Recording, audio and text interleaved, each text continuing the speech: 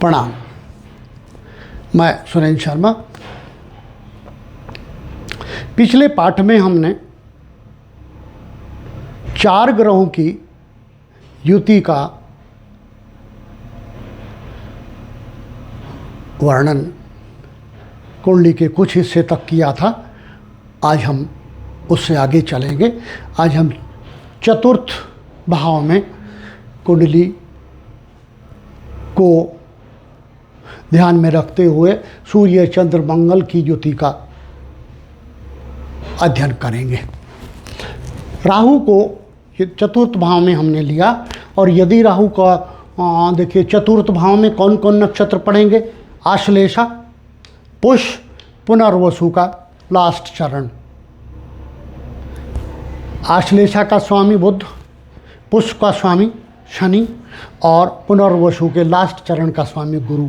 अब इसमें से जो भी चरण होगा, जो भी नक्षत्र होगा, उसका प्रभाव लेकर के यहाँ राहु कार्य करेगा। यदि मैं यहाँ ले लेता हूँ पुष्य नक्षत्र, पुष्य की डिग्रियाँ पहले 3 डिग्री 20 मिनट को छोड़ करके आगे 16 डिग्री 40 मिनट तक ये यहाँ पुष्य नक्षत्र पड़ेगा। अगर मैं 14 डिग्री ले लेता हूँ, यहाँ 14 डिग्री और 10 मिनट या 14 अंश 10 कला अगर मैं ले लेता हूँ तो ये यहाँ पुष्य नक्षत्र में आ जाएगा। पुष्य एक एग्जाम्पल लूँगा, क्योंकि तीनों का एग्जाम्पल लेना संभव नहीं है, पाठ बहुत बड़ा हो जाएगा और एक ही नक्षत्र डील हो पाएगा। इस प्रकार से वर्षों लग जाएंगे इसके सर्कल को पूरा होने में। बस ये मान करके चलिए, जिस प्रकार के नक्षत्र में होगा, जैसे ग्रह के नक्षत्र में होगा, वैसा स्वभाव राहु यहाँ लेने का प्रयास करेगा। इसका अपना स्वभाव तो काला है। ये किसी भी कर्म को करे, कर्म को शुभता की तरफ ले जाए, परंतु उसमें अनैतिकता जरूर जोड़ देगा, धोखा जरूर जोड़ देगा, हेरा फेरी अवश्य जोड़ देगा, चाहे ये किसी के साथ बैठे। अब ये सूर्य चंद्र मंगल और राहु की युति चौथे भाव में हो गई। यहाँ सूर्य कमज़ोर हो जाता है, क्योंकि 10वें भाव में सूर्य को बल प्राप्त है, इसलिए चतुर्थ भाव में जाकर के सूर्य बल क्षीण हो जाता है।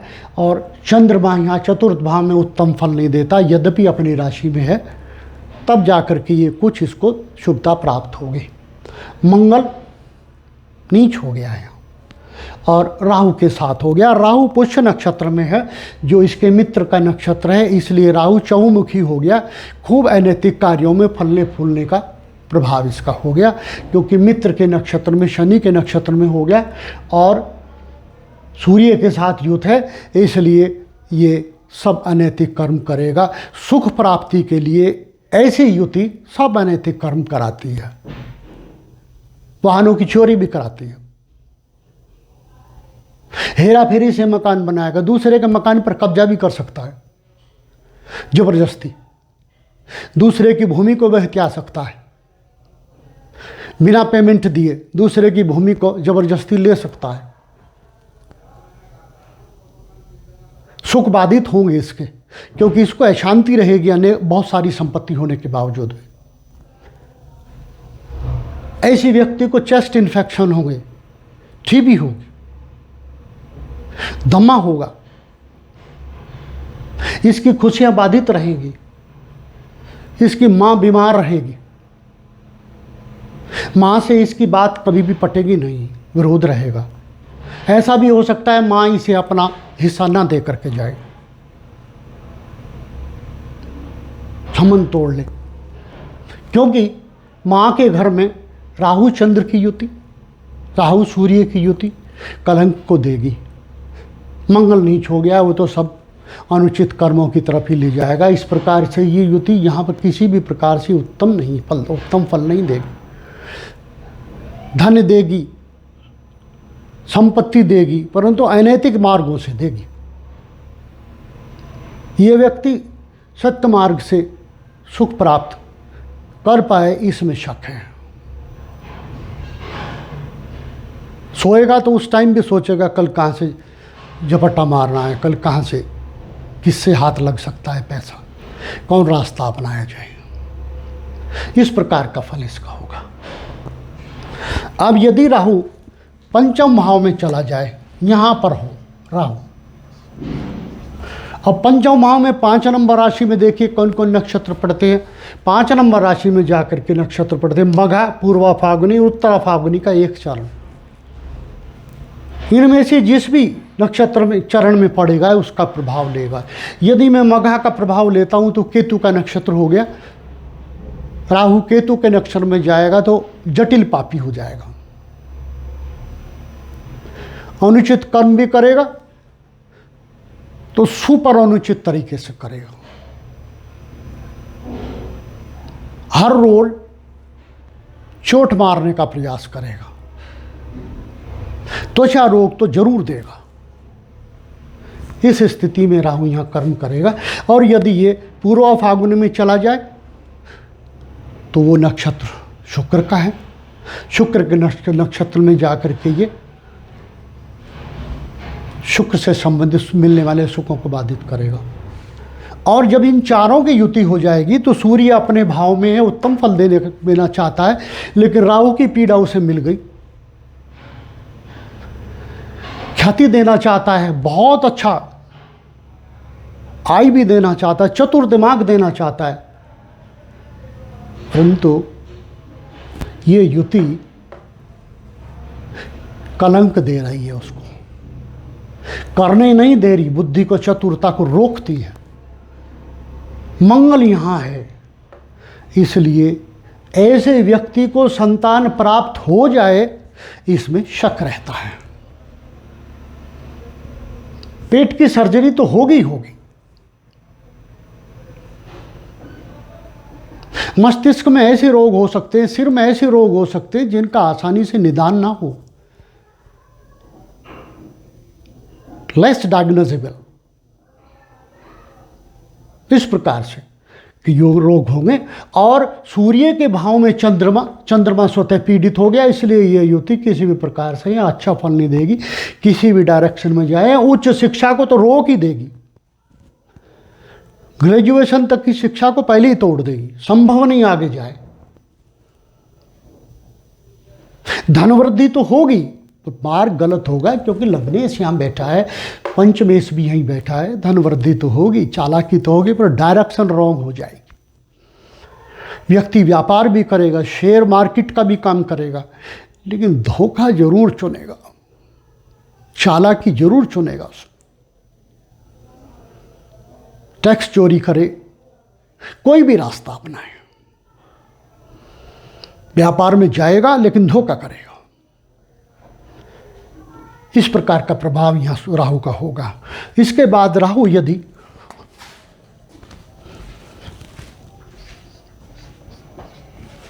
षष्ठम भाव में हो तो सूर्य, चंद्र, मंगल और राहु की युति षष्ठम भाव में। अब देखिए षष्ठम भाव में 6 नंबर राशि में अर्थात कन्या राशि में जाकर के कौन कौन नक्षत्र पड़ेंगे।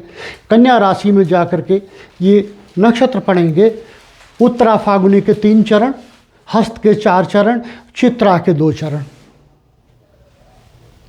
जितनी भी डिग्री में होगा, यदि 10 डिग्री तक होगा तो उत्तरा फाल्गुनी के 3 चरण में पड़ेगा। उत्तरा फाल्गुनी का स्वामी सूर्य स्वयं यहाँ बैठा है। राहु सूर्य का प्रभाव लेकर के उसके नक्षत्रों को भी कलंकित करेगा, सूर्य को भी कलंकित करेगा, सुपर कलंकित हो जाएगा। यदि यह हस्त नक्षत्र में चला जाएगा, चंद्रमा का नक्षत्र है, चंद्रमा स्वयं यहाँ है, दोनों पीड़ित। यदि ये चित्रा नक्षत्र में चला जाएगा पहले 2 चरण तक, चित्रा का स्वामी मंगल खुद यहाँ इस जगह, तो हर तरीके से जिसके भी नक्षत्र में जाएगा तीनों में से उसको पूरी तरह कुंठित करेगा, खराब करेगा। यदि मैं यहाँ चित्रा में ले लेता हूँ, लास्ट के 2 चरण पड़ते हैं 6 डिग्री 40 मिनट तक, 30 में से इसको घटा दें तो हम 28 डिग्री में ले लेते हैं। 28 डिग्री 10 मिनट में यदि हम ले लें तो ये चित्रा में चला गया। चित्रा नक्षत्र में चला गया, अब मंगल के नक्षत्र में है। मंगल खुद यहाँ है, मंगल पूरी तरह पीड़ित हो गया। चंद्रमा और राहु की युति इस भाव में अनेक प्रकार के रोग देती है। यदि यह कुंडली स्त्री की हो तो और जटिलता आती है, चरित्र को भी कलंकित कर देती है। बुध की राशि में मंगल चरित्र को कलंकित करे, राहु उसके साथ बैठ गया,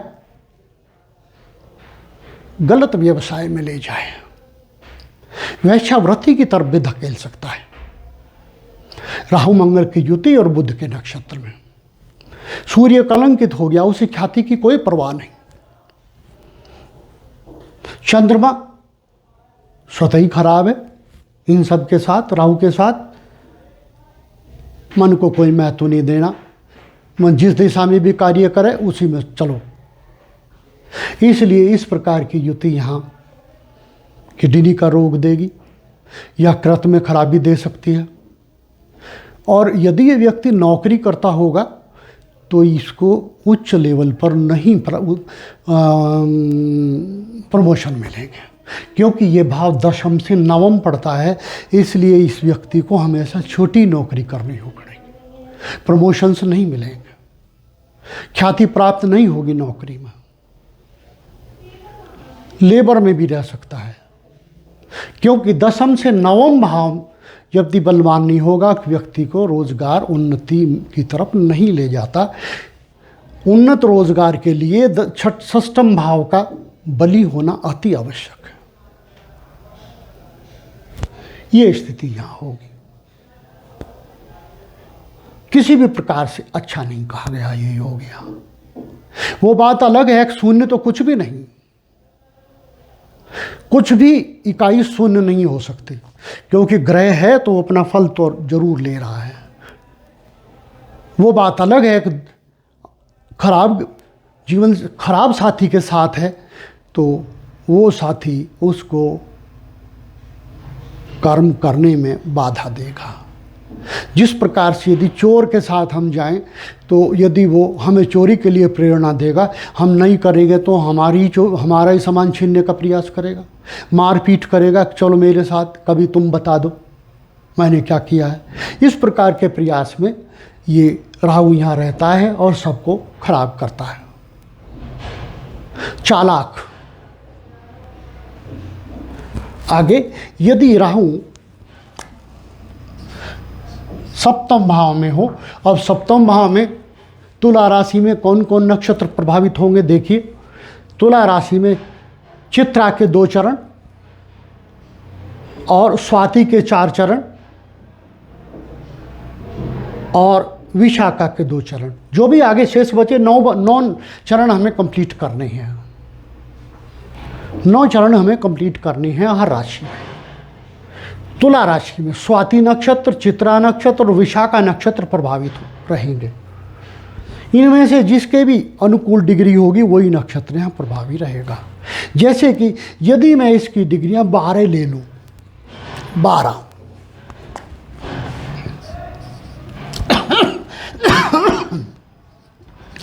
सॉरी,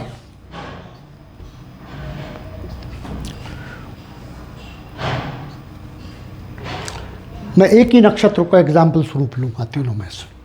12 डिग्री तुला राशि में स्वाति नक्षत्र में पड़ेंगी। स्वाति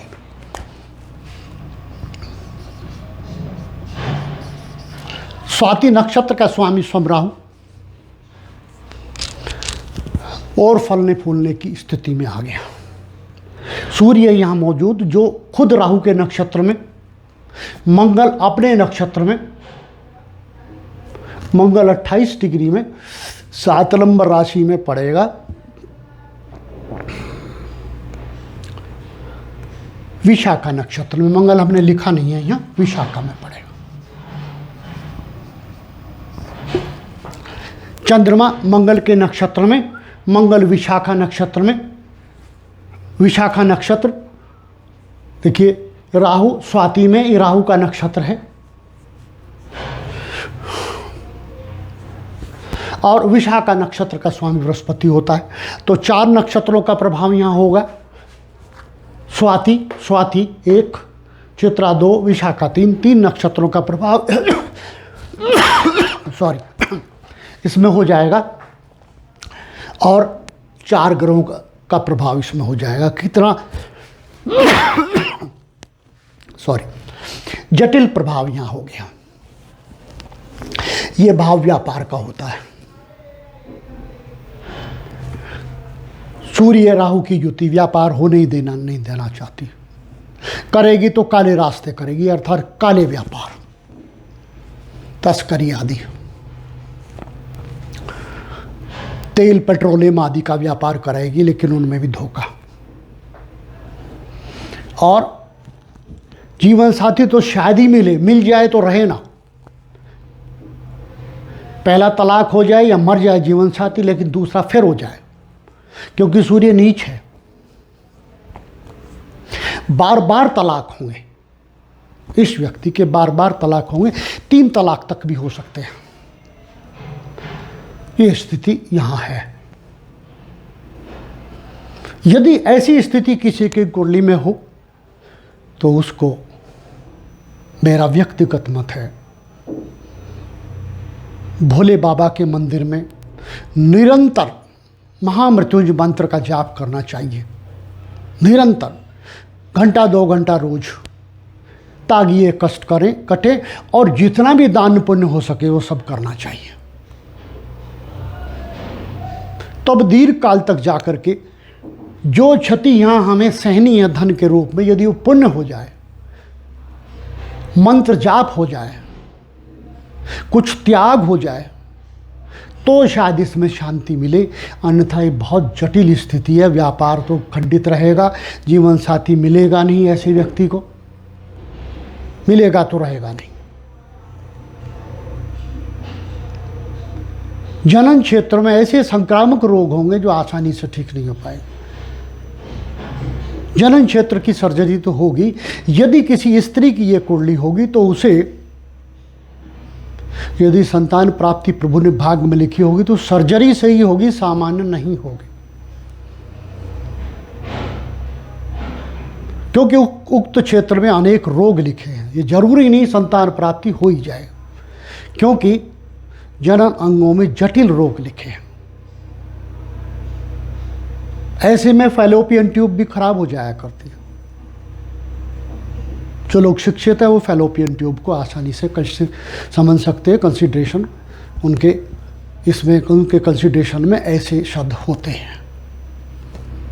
यदि राहु यहाँ सप्तम भाव में, अष्टम भाव में हो यहाँ, और ये यहाँ भी मान लिया 12 डिग्री और 10 मिनट में है, 1 नक्षत्र लूँगा यहाँ, 4 ग्रहों की युति हो गई सप्तम अष्टम भाव में, सूर्य चंद्र मंगल राहु। अब वृश्चिक राशि में 12 डिग्री में कौन सा ग्रह पड़ेगा देखिए, वृश्चिक राशि में 8 नंबर राशि, 12 डिग्री में अनुराधा नक्षत्र पड़ेगा। 4 13 चौक 12, 4 चरण इधर चले गए तो 13 डिग्री 20 मिनट, उसमें से हमने माइनस कर दिए 13 डिग्री 20 मिनट, तो 17 डिग्री से नीचे, 16 डिग्री 40 मिनट से नीचे प्रारंभ का 1 चरण पीछे गया तो 3 डिग्री 20 मिनट यहाँ इधर चले गए इस चरण नक्षत्र के आगे। यहाँ बचे 13 और 13 26, और 1 चरण इधर से आ गया, इसलिए ये 12 डिग्री तक का अनुराधा नक्षत्र में पड़ेगा। देखिए ये तो कैलकुलेशन करनी होगी, 3 डिग्री 20 मिनट के अनुसार हर चरण में ये कैलकुलेशन तो हमें करनी होगी। और बार बार त्रुटियाँ भी हो जाती हैं इसमें, चूँकि हम शीघ्रता करते हैं जोड़ने घटाने में। अगर कहीं जोड़ने घटाने में नक्षत्र चरणों में भेद भी रह जाए तो प्लीज़ ठीक कर लें, क्योंकि 1 चरण का, 1 नक्षत्र के 1 चरण का मान 3 डिग्री 20 मिनट होता है, 4 चरणों का मान 13 डिग्री 20 मिनट हो जाता है। तो 1 नक्षत्र का मान 13 डिग्री 20 मिनट हो गया। इस प्रकार से यहाँ अनुराधा नक्षत्र का स्वामी सूर्य, सॉरी चंद्रमा नहीं, सूर्य चंद्रमा मंगल की युति होगी। अनुराधा नक्षत्र का स्वामी शनि, शनि का प्रभाव, राहु का अपना प्रभाव, और सूर्य का प्रभाव, सूर्य खुद अनुराधा नक्षत्र में, चंद्रमा भी अनुराधा नक्षत्र में। जटिल स्थिति हो गई। यहाँ शनि राहु पूर्ण बली होगी इस भाव में।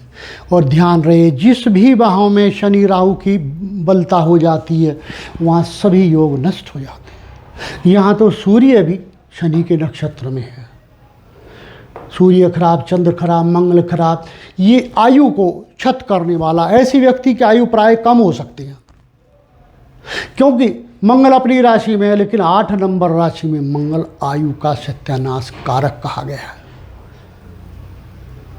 ये युति यहाँ आयु क्षत करेगी। यदि ये व्यक्ति कितना भी शिक्षित हो, इसको ऐसा मस्तिष्क रखे कि जैसे बहुत लोग यहाँ अगर ये भाव बली हो तो वो वैज्ञानिक हो जाया करते हैं, विदेशों से खुफिया कर्म किया करते हैं। अगर ये भाव बली हो, वो तो संभावना इसकी नष्ट हो ही जाएंगी, परंतु आयु भी खराब हो जाएगी। देश प्रदेश की यात्राएं तो यह कर ही नहीं पाएगा। इसको यदि पत्नी प्राप्त होगी तो ऐसी प्राप्त होगी जिसकी ससुराल में भूखमरी होगी। पत्नी की वाणी गाली गलोच वाली होगी, यदि पति होगा तो बदतमीज होगा। इस प्रकार के फल यहां देगा। आज का पाठ पूर्ण होता है, शेष भाग हम आगे अगले पाठ में लेंगे। यदि ये पाठ आपको भाया हो तो प्लीज़ चैनल को सब्सक्राइब करें, लाइक करें, कमेंट अवश्य दें। मैं आपका आभारी रहूँगा। प्रणाम।